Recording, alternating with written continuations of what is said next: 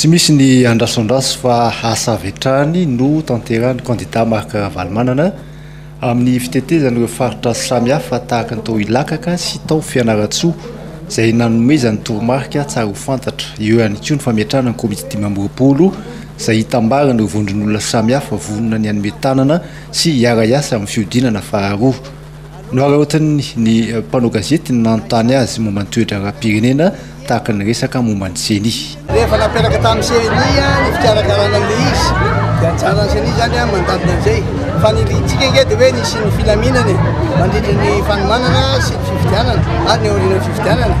Izany zany nahariny loatra raha ohatra ka akatoapina ny CENI mba ilana an'ilay fikorotanana.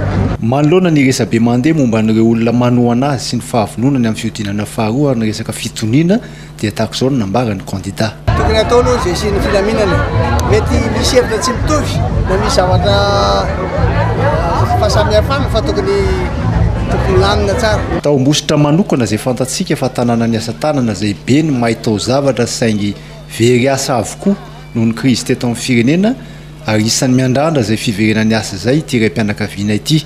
Fambohonana asa moa izay ao anatin'ny fandarana asa ny candidat raha teo. Ny teny rasanay zany azonao tsara ilay mpandroso ny orinasana eto Ambositra eto satria be dia tsy manana asa eto Ambositra zay tena tsisy asa eto zany zara mahita hoe hoaniko hoanina dia zay andresy lahatra zany efa be dia be ny zavatra vitany.